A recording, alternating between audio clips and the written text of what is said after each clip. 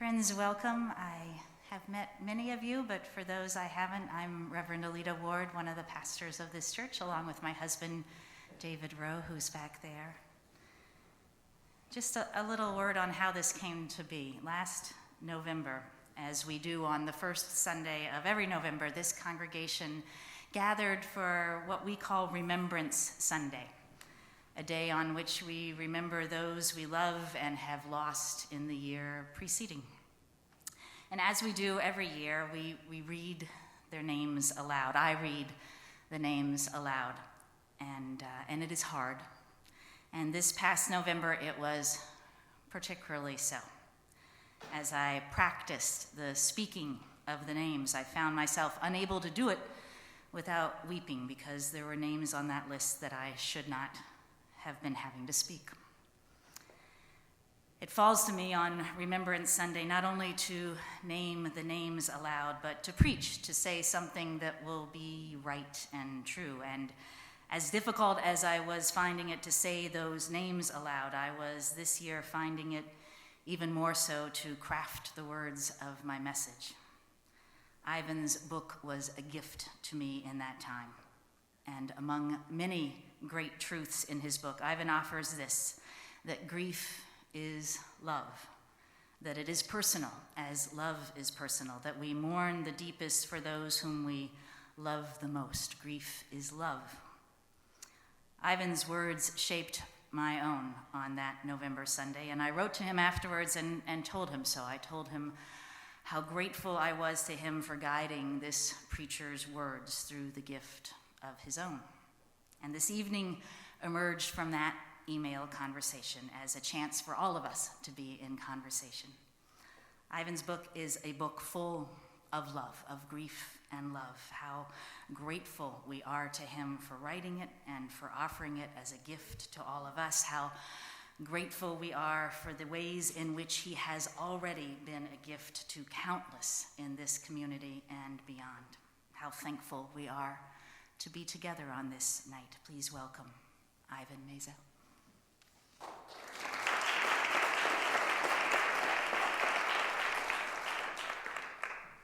Thank you, Alita. Thank you, everyone, for coming out on a cold, COVID-y night to hear this.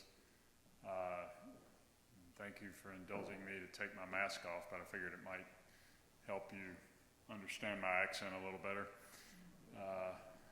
I have lived here 30 years, so how many of you, just out of curiosity, and I'll tell you why I asked, but how many of you have read the book? Okay, a lot of you, okay. Good, just because I've been speaking, but it was right after the book came out, so I was pretty sure then nobody had read it, and now I just want to know how to sort of tailor the message. And the message is, I'll tell you a little bit about Max and why I wrote the book and how I needed to write the book. And I didn't need to write the book. People have said to me, that they assumed it has been therapeutic, or that it was hard to write, and or cathartic to write, and none of those were true to me, and everybody's different, and that too is a central message of the book. This is my story. It's not my wife's story. It's not our daughter's story. All grief is individual, as all love is individual. But first of all, I wrote it because that's how I communicate best, is doing this. And that's how I've communicated best for 40 years. It's how I make a living. So it just seemed natural to me and especially in the early days, as I was just trying to put one foot in front of the other, and I would just spill my guts into my laptop. The first week, there weren't even complete sentences because I couldn't form a complete sentence. My mind was skittering too much. But then it just became, I would wake up in the morning very early and write. And, and I guess that probably, that writing was probably cathartic. But the idea of writing a book that was cathartic just didn't appeal to me, because to me that's like, okay, you pay me $28 and I throw up in your lap.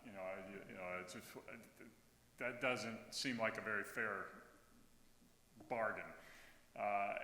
And the therapy part of it really, by the time I wrote the book, which was 5 years after Max died, I had sort of gotten my legs under me and had enough perspective to be able to say what I wanted to say and view it with, I'm not going to say a writer's eye, that's a little too twee for me, it's a little self-indulgent, but just to have the perspective to be able to tell the story in a writerly way, I suppose, was 5 years seemed about right. But the real reason I wrote it, and I'm going to keep saying I said this in the book, and I apologize to those of you that read it, but was really just because I was so bad at grief, and I was so bad at grieving, and I watched people, and I was really bad at comforting the grieving, and I was scared of it. It was pain, and I went through the first 55 years of my life being very adept at avoiding pain, and I'm still pretty good at it now that I think about it. But I couldn't avoid this, and just the thought of the word I kept coming up with was docent. If I could just show people what this was like and what it felt like on the inside and what it felt like watching people try to comfort me and the ones who were successful and won the word, if I could just explain that, then maybe that would be something that would be worthwhile for people to read. And that was really, at the end of the day, the reason I wrote the book. One of the principal reasons. The other reason, and it's the reason that we as a family have been open about this all along, was that, and I still find myself saying this to others and to myself. Max's birthday was Saturday, and so people, he would have been 28, and people were contacting me through the weekend, and I had one friend of mine in Denver send me a picture of the very large and greasy hamburger and fries he was having in Max's honor, which I thought was just so great, because that was how Max ate, unless there was sugar involved. And so on his birthday, we try to eat. We usually go to Super Duper Weenie. We weren't here this weekend, but wherever we are, we try to go something really brown and tasty.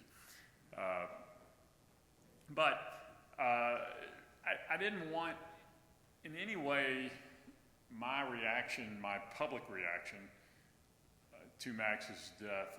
I just decided if I was private about it or secretive, that could be interpreted as shame, because when suicide is involved, there has been, and less so now, but there is a stigma attached.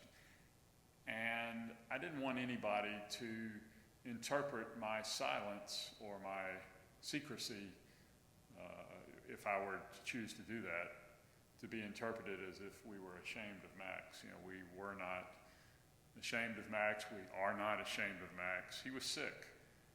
And, we as a society do a really bad job with mental illness in that regard. Trust me, I am not a mental health professional. I'm an expert in one case of mental health. I'm not a mental health expert, and I'm an expert in one case that didn't turn out so well. But I just thought mental illness, the line I use in the book, mental illness needs sunlight. We need to talk about it, and we need to be open about it. We just need not, and it's not even that you have to be open about it. You just have to not be closed to it, and that's a different thing. But the comparison I kept thinking of was, in my parents' generation, and even in my youth, people didn't talk about cancer in public. And sometimes you didn't even tell the person who was sick that they had cancer. And at some point, the switch flipped on that. And if you think of the strides over the course of our lifetimes that have been made against cancer, what if we treated mental illness that way and devoted the resources to mental illness that we as a society, both American and internationally, have devoted to cancer? Think of the strides we would make. But that, we're better about mental illness. People are a lot better about it, and you can have the argument of, do we have more mental illness now, or are we just more open about it? And that's, I don't know. I tend to think probably the answer is all of the above. But that was another motivation for me to write the book. Is that I wanted to. It wasn't so much to tell people who Max was, although I did want to do that, but it was just to not have them think we were ashamed of Max.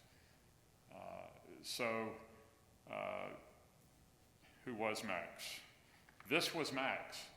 This was Max, and I tell you this was Max because Max took this photo of himself. He had an assignment to do a self-portrait for a book jacket. And most people would do it this way, like this, because I think the assignment even said the flap of the book, and Max didn't know what that meant. But Max hated to have his picture taken.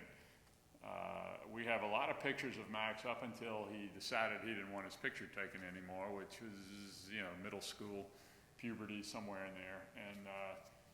And then the pictures, space out pretty much to family occasions and vacations, or, his mother saying, you are going to take this picture. But he had this assignment, and this was the picture he took. That is Lake Ontario he is staring out on. This is my brother-in-law's pier he is standing on. And that's about a mile west of where he went into the water on that very cold night in February of 2015. I will tell you, before I get to that I kind of feel like now that we have published the book, we've finished the assignment, and A, and B, he's now a published photographer, so that part's kind of cool.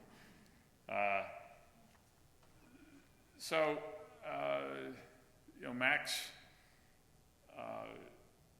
was, the word I used was quirky, which was, he was somewhere on the spectrum. We don't really know, that was about as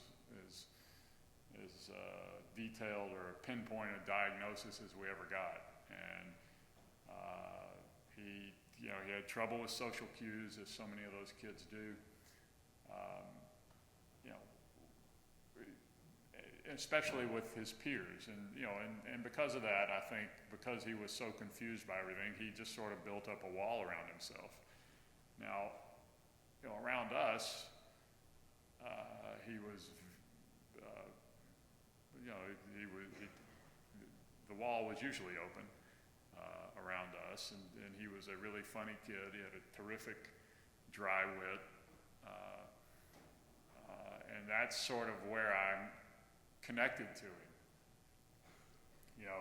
I'm a sports writer, and I just assumed, the way that all fathers assume, that he would be interested in sports, and then he wasn't in the least. And this came as quite a shock to me, but it sort of decided it was just proof that God has a sense of humor, that Max couldn't have cared less about any of it. And here and there, he got interested. Lego came out with an NBA set. When he was in was at Stratfield, and he came downstairs one night and said, he said, "Dad?" I said, "Yeah." He said, "Who is Kevin Garnett and Kobe Bryant?" And and I just said, "Why do you ask?" And he said, "Well, there's a Lego set." And before he could finish the sentence, we were in the car driving to Toys R Us. And out of that, we began going to, because Jason Kidd was in the set too, and it was got traded to the Nets, so we began going to Nets games, and that was his one foray into sports. And he did enjoy it.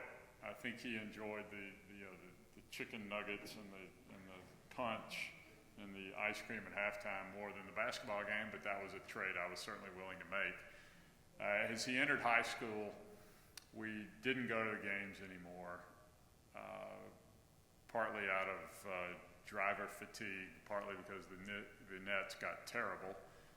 And he was going into high school and had more things going on, and that was, of course, in retrospect, a really dumb decision on my part, because even regardless of what happened to him, if your high school kid wants to spend time with you, you do it.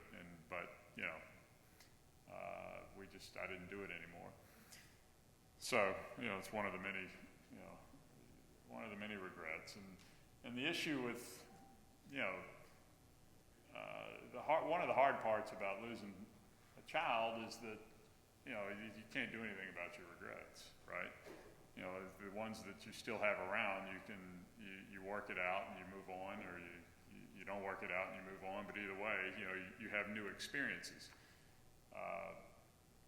We have a finite number of experiences with Max. We just have this sort of bowl that we can dip into and pull something out and go, yeah, that's great. Now, what's really cool is when somebody comes to us and tells us an experience that they had with Max that we haven't heard, which has happened a little bit since the book came out. Max's fourth grade teacher, the night of the book's publication, we had just had some people to get together, and his fourth grade teacher came, and she told a wonderful story to me of Max in the colonial play in fourth grade, which, as you know, is a staple of elementary school curriculum, and that little old quiet Max was Patrick Henry, and he made a very forceful speech of, he hit his line perfectly, give me liberty or give me death, to the point that the whole class stopped and looked at him, and including her, and went, whoa, Max, okay. After the play, everybody kind of viewed Max a little differently. And, that was just in the life of a child is not an anecdote that you would ever really think about again or remember, but, to me, that was really special to hear. And illustrates the fact, and again, this gets back to comforting the grieving, that we want to talk about the people that we lose because it keeps them around, and you may get a new experience that you haven't heard before, or just to know that somebody else remembers them and that somebody else has thought about them is just such great solace. And I always feel warmly when somebody brings Max up, to me, just that they think about him again. And especially for us, because Max was so private and struggled so much to make friends, to know that he's, somebody has thought of him or, remembers him is a wonderful tonic. And I would wholeheartedly endorse that. If you're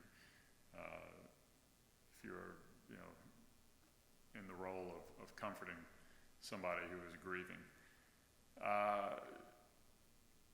Max was, he did like to ski, he did like to be in the water, and where he died in Lake Ontario, our family had my brother-in-law has a vacation home on Lake Ontario, just north of Rochester, and he'd been there every summer. So, the phone rings nearly 7 years ago. It was in February of 2015, and the sheriff says to me, "We found a car registered to your wife in this parking lot at Lake Ontario." I knew exactly where he was talking about. We'd been there every summer, for most of Max's life, and I kind of figured out, kind of knew what had happened. I mean, there was no other logical explanation. And the police were saying, "Well, we're only going to, follow what the evidence tells us," but there was no other logical explanation. He didn't go off with friends on a bender, as some college kids would do. Max was a rule follower, painfully so. And it just, that was kind of the start of this incredible event. I was about to say nightmare, but I remember one of my friends saying that, this is every parent's worst nightmare. And I said, well, you wake up from nightmares, and this is, we don't get the opportunity to wake up from this. And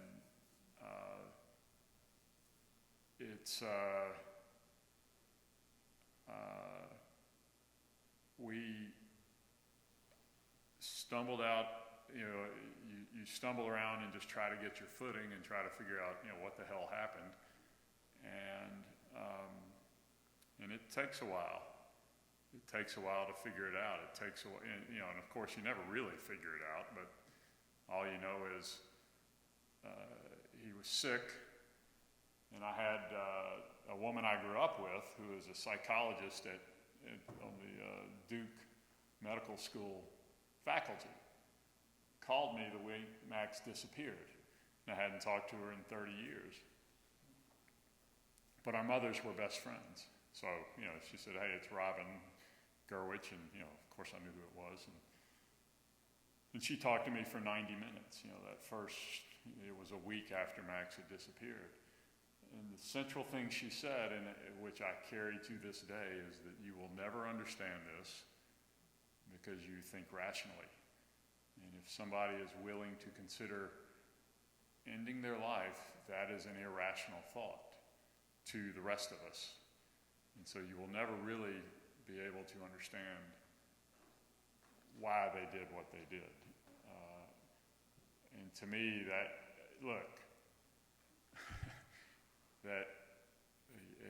will refer you back to the beginning when I said I like to avoid pain. That may have just been a terrific get out of jail free card for me. But I just thought it made perfect sense to me, and I just thought, well, I'm not going to, clearly he wasn't thinking right. Clearly this was the decision he made because he wasn't thinking right. And he wasn't thinking right because he was sick. Okay. And, that didn't really, of course it didn't really lessen the pain, but it sort of allowed me to not try to unravel the mystery too much. And, that worked for me. And I'm not saying it would work for everybody, but that worked for me.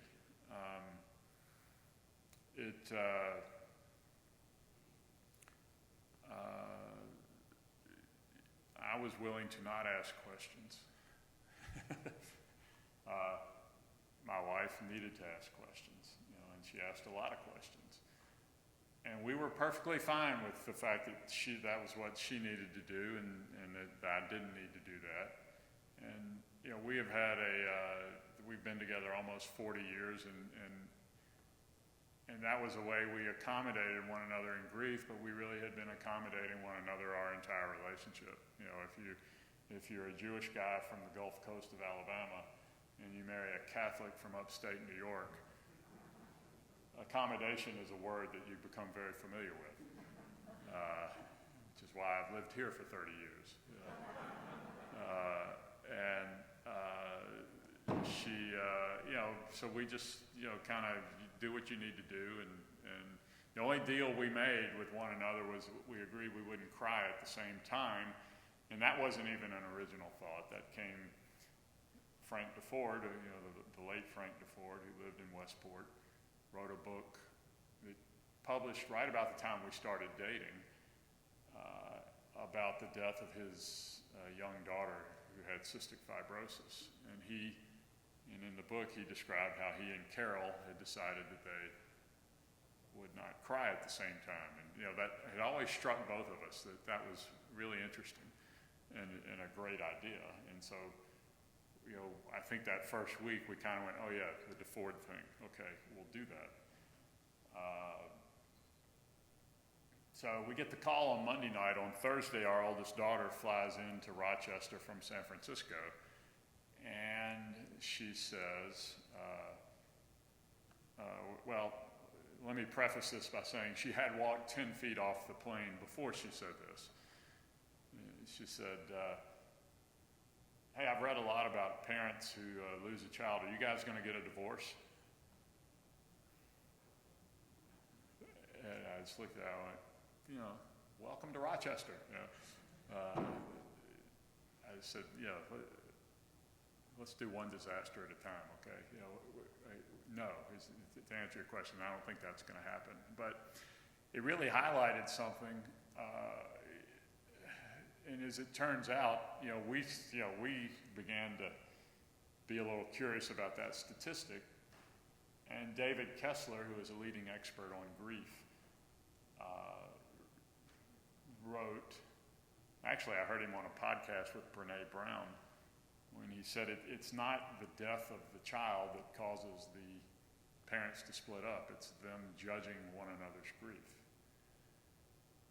which is a really powerful statement to think about. And it just is not something that occurred to us to do, but you can understand why, you would do that. Well, why are you crying all the time? Why don't you ever cry? How come you never go to the cemetery? Why do you always go to the cemetery? Whatever it is, and we just, was not the nature of our relationship, and I guess we were just lucky that way. I don't know, but we just decided you do what you need to do, and we still do that. But again, I think that sort of comes back to the idea of the nature of grief and how you handle it. And for me, as Alita said, I didn't come to the idea of grief as love immediately. It sort of began to dawn on me over a period of weeks, in the weeks after Max died.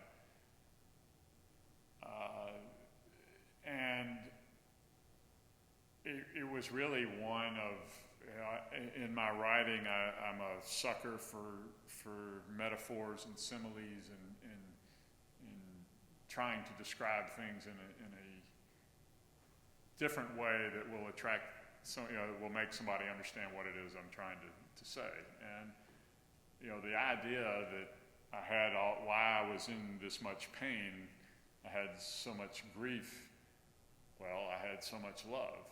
And I just sort of started thinking about that a little bit, and it spoke to the permanence of grief, which was another thing that I had sort of focused on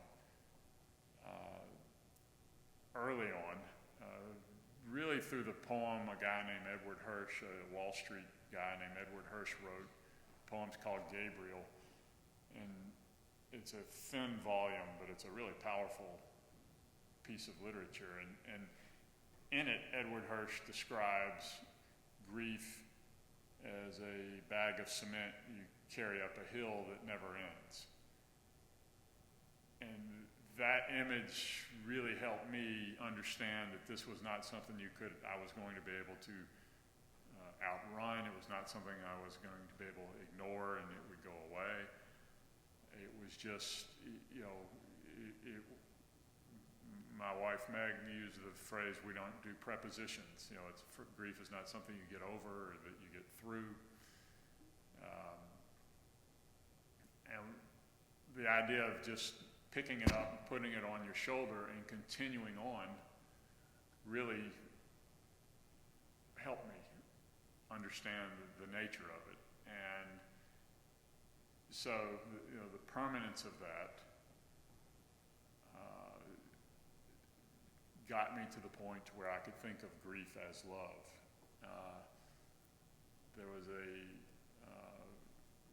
I had read Grief is the Price We Pay for Love, which was something that a Catholic priest said in East Los Angeles, who worked in the barrios, I think still does.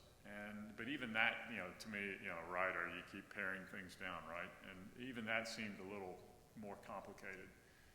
I just decided that grief, for me, the idea of grief as love really worked. And it helped me tremendously. And I hope it'll help you.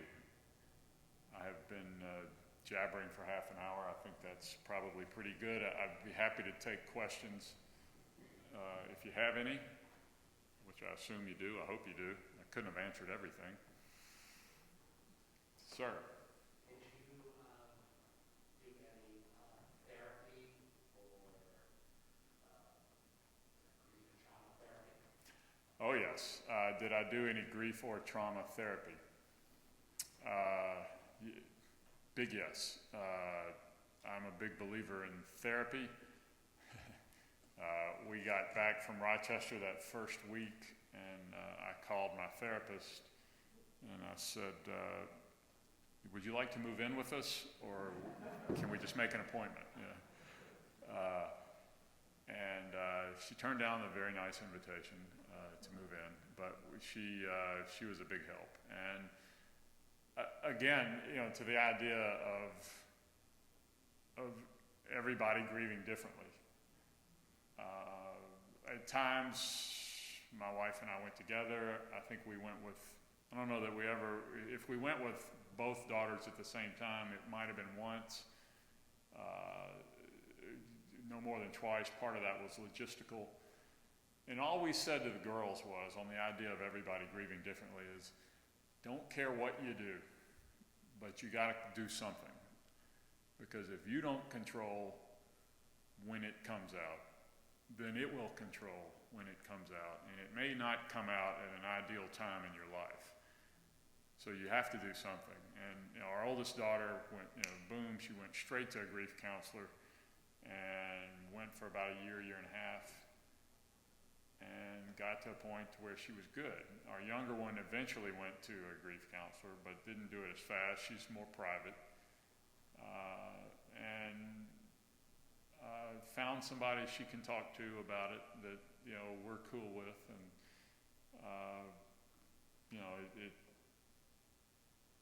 all four of us did it differently, but we did all do it. Sir. Oh. Tell us about the title. The title of the book. I keep trying to catch his eye. It's the wallpaper on my phone. The photo is also in the book.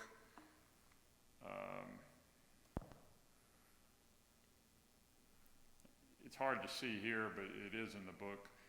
I was just staring at my phone one day. This is when my middle child, the middle one in the photo, our oldest child, this is her college graduation. And both girls are staring right at the camera, and Max is looking up and away. And I was about 4 years ago, I was just staring at my phone one day, and I'm like, okay, Max, look at me, look at the camera. No, you didn't like to get your picture taken, look at the camera. And I was just staring at it, so, I keep trying to catch his eye, and I keep trying.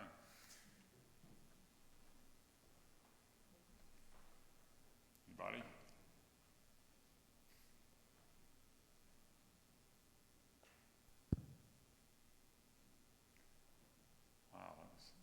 believe I answered everything.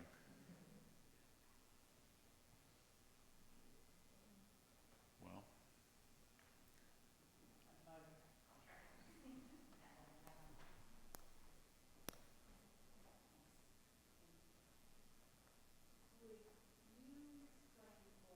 how you felt best about people close to you talking about Matt. My niece died of suicide, and I'm still trying to find a way to reach my brother for peace. And I appreciate the fact that people grieve differently, and my sister-in-law kind of carries him.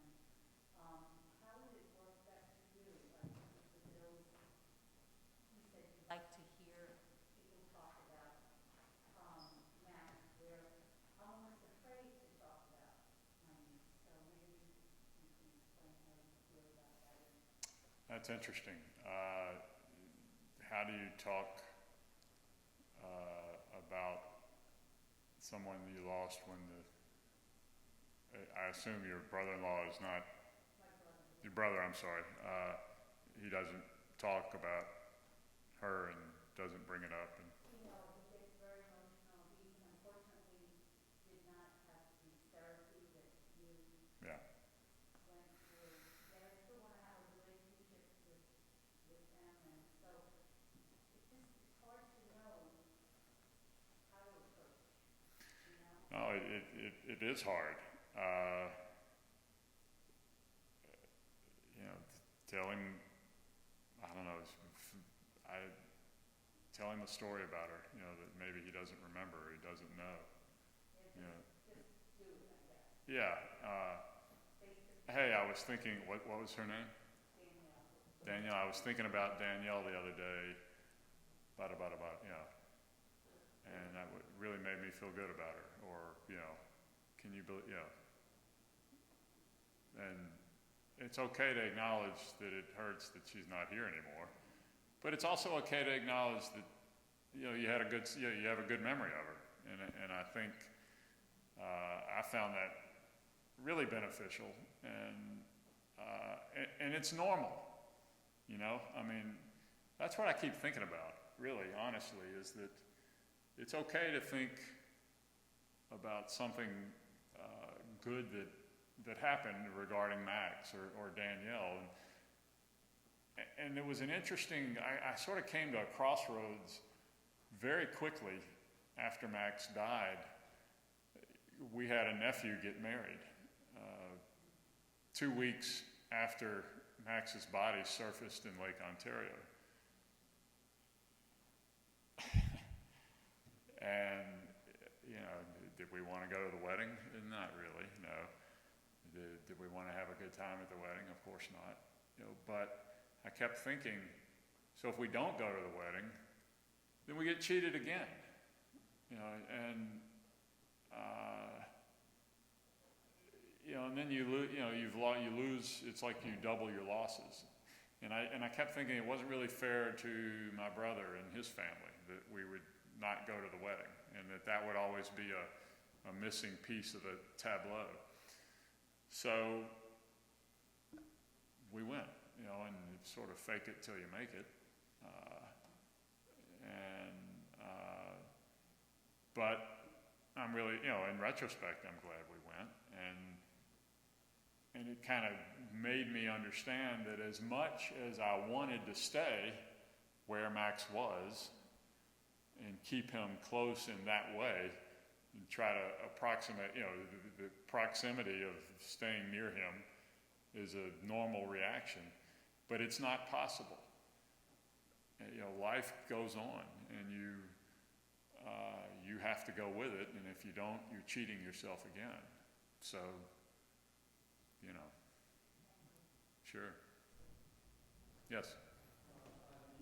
Thank you so much. You talk in the book about talking to Max after he died. Yeah. Yes, that you still do that quite a bit, but are the conversations different these days? Well, I don't do it as much. The way I talk to Max these days is, you know, I'll just sort of say hello, apologize that we couldn't help him more than we could, than we did. We understand, and he said to us, he said to Meg a few weeks before he died that he understood that we accepted him for who he was, and he knew he was loved. And that was a great gift. And I don't know whether he meant it that way or not, but that, and again, I chose that as, okay, I'm not going to really question how, obviously I have regrets and things, as I said, I wish I'd done over, but, the basics of it were there, and he understood that, and that was a great gift.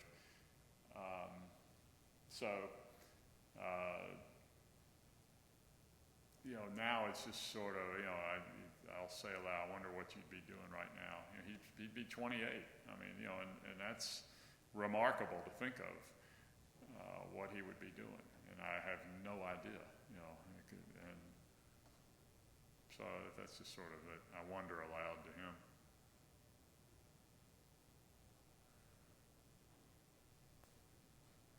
Ivan, you've done a lot of things right, and I've been around you when you've been asked by strangers about your kids.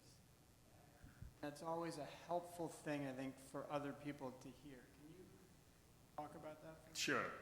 Yeah, Adam, thank you. And this happens a lot on, if you play golf and you're playing with somebody you don't know very well, how many kids do you have? And I got that question early on. And it was like, okay, here we go. And what are you going to say? Well, in our minds, we have 3 children. The difference is now I don't list them chronologically, which is, a little, it makes me wince every time I say it, but that's what happened. And, I say we have 2 girls. 29 and 24. They live in San Francisco. We had a son. He would be 28. He died 7 years ago. He was sick, and we didn't know it, and he spiraled out of control, and he ended his life. And then you just kind of watch them and see what they do. And the ones that don't sprint away from you, they kind of will cough out, "Oh, I'm so sorry." Yeah, it's really sad. And if they're on their game and they're not mortified that they asked, which why should they be? But they feel like they might have brought up a bad subject, which again, don't think it is, but they might ask another question about him. That doesn't happen very often, but well, tell me about him, or wow, say something. Continue the conversation. It doesn't happen very often, but I'm not gonna, again, I don't want anything I do or say to be interpreted as shame toward Max. So that's what I do. Yes.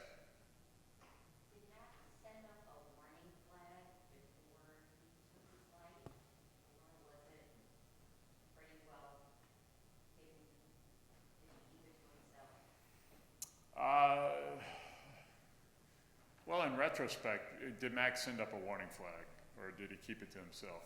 In retrospect, probably he did.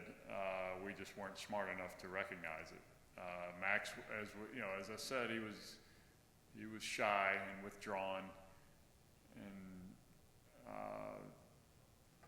and that winter break when he came home, it was his junior year at RIT. When he came home, he was a little more even from us, a little more withdrawn than usual, and we misread that.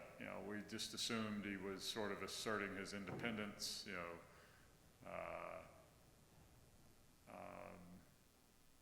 and he didn't really engage with us or his sisters as much as we would have liked, but he was online with his friends a lot, and we just kind of let him do it. And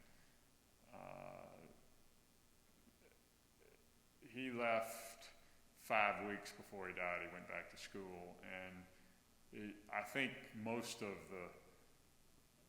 his spiral happened at school. And he didn't like to talk on the phone, and so we most of the time conversations with him were stilted on the phone, and after a while you just don't do it. And we hadn't talked to him much and didn't text a whole lot. Figured if he needed us, he'd get to us, and that's when he was really struggling. And he had reached out to mental health professionals on campus. He had confided in some friends who were struggling.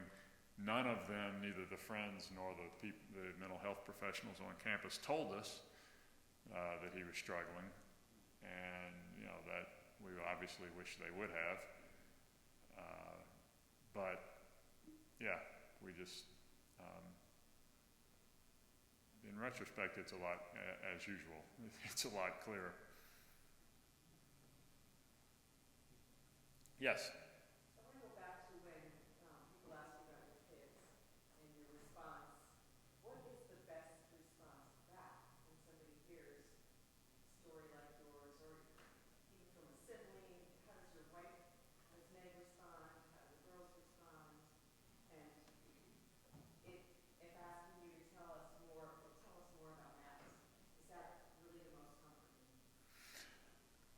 Well, it is for me, and again, I don't know that I've ever asked Meg or the girls if they, how they handle that.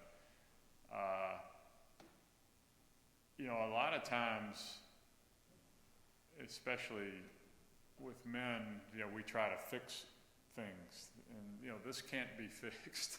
So, and if you can't say, in the whole empathy, the empathic response of "I'm so sorry" and that must have been awful, or tell me about him. Nobody gets to that. I mean, sometimes they're mortified that they brought it up,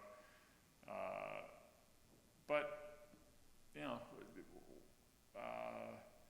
sometimes all you can say is "I'm really sorry," and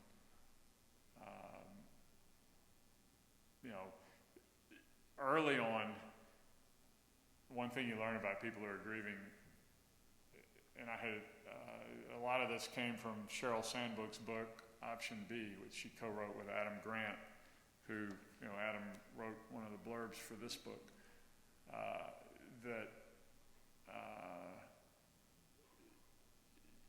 Just you don't. How are you? You don't ask somebody how are you. Well, my son died. How do you think I am? How are you today? How's your day going? How are you right now? Because especially in those first moments, the first days, weeks after, you sort of, all you want, it takes you a while to have a few good minutes. And then, after a while, after another few weeks go by, you may have a good hour. And then eventually you have a good day, and you kind of realize, and again, I'm saying this like it's universal, this is what happened to me. But after a while I realize, okay, I'm going to have a bad hour, I'm going to have a bad day, or 2 days, or whatever, but it's going to end, and then I'm going to have a better day. And once you understand that there is a respite there, and that you are going to heal, it helps you handle the hard days better. So, I think, there's not a whole lot you can say that's going to, there's certainly nothing you can say that's going to change anything. It's just empathy and concern and love. That's what, it always worked for me. Yes, Tony. There are many people here that know of you, and there are many men and sports followers who know what you do and follow you. In writing this book and just watching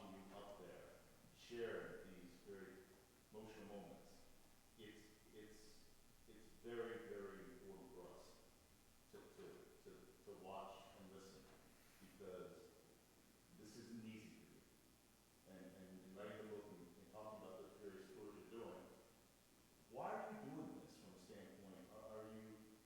Is it cathartic for you? I know you used the word, or is it to be able to share? And maybe for an audience, right? People who follow you in sports writing and the world of machismo, Yeah. that the humbling feeling that goes through that you can't control it. Yeah. Is that, I mean, you're reaching an audience that normally would not be hearing this kind of vulnerability. No, thank you, Tony. Given that I do what I do, why did I write the book? Well, I write because I write. I wrote it because that's how I best communicate, A. B, I wrote it because so much of what I went through, I saw myself in the people who were approaching me or not approaching me. And I knew how poorly I had handled things in the past when I was in their shoes. And I knew I had handled my own father's death terribly because I was scared of it. And, in his last months, I just refused to acknowledge the fact that he was dying. So I just thought, I had a lot to say. I had a lot to say about grief and about Max. And it sort of all came together when I decided to try to write a book. And I honestly, it was not hard to write, which is, I think, partly because that's what I do, but it just sort of all came together. And the whole world seemed to come together. Everything that happened, I wrote it the first year of COVID because there wasn't anything going on in sports.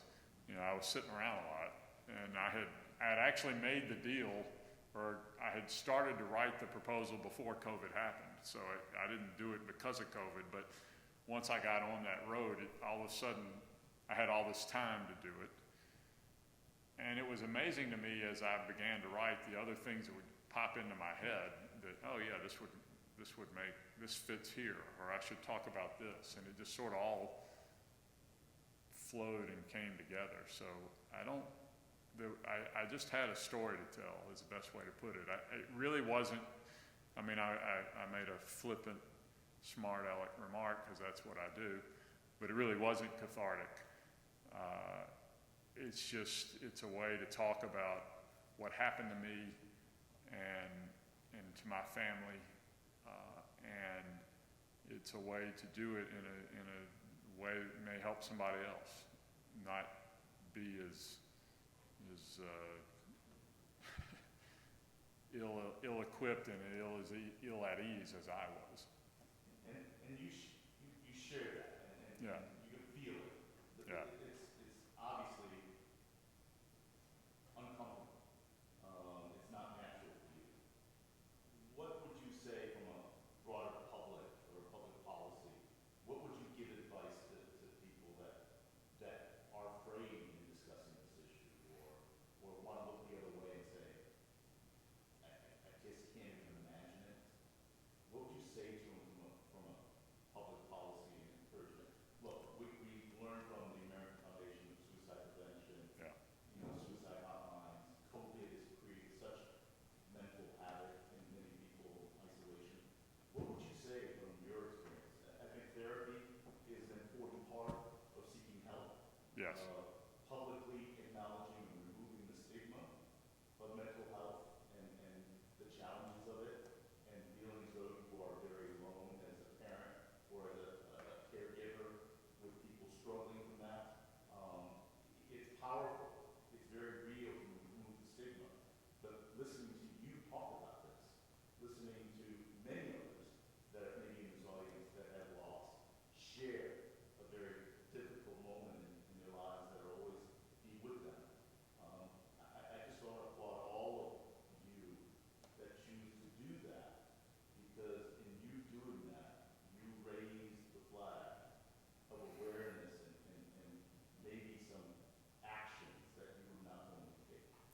thank you for saying that. In terms of a larger message, the larger message to me, obviously, about mental health is that we just need to talk about it more and get it out in the open and not pretend it's something that's shut off in a closet somewhere. And that's not original with me. It just came home very painfully to me and to our family. And if you widen the lens a little bit, if you live long enough, you're going to have to deal with grief. That's because you're going to lose somebody you love. If it's not the actuarial table, it's a tragedy. Of somebody younger than you. But you're going to have to learn how to deal with grief, and there are plenty of there's plenty of very good advice on how to do it. I just you don't have to do it the way I did it, but this is what worked for me, and it makes a lot of sense to me, to understand why I was in the pain I was in, and once I sort of understood that, it just was easier to deal with. So those would be the two messages. Yes? I could probably book about 3 hours with you for the story. Was Max depressed or? Yes. Was? Yeah, he was being treated for depression, yeah. He was taking antidepressants. He was seeing the mental health professionals on campus. He had a therapist as a adolescent. He saw him when he came home for winter break. No red flags went up, and the mental health professionals on campus at RIT, didn't think that he was saying anything to them that they thought there was ideation involved, that he was going to act upon his thoughts, that he had suicidal thoughts, but he wasn't going to act upon them. In the meantime, and he may have misled them.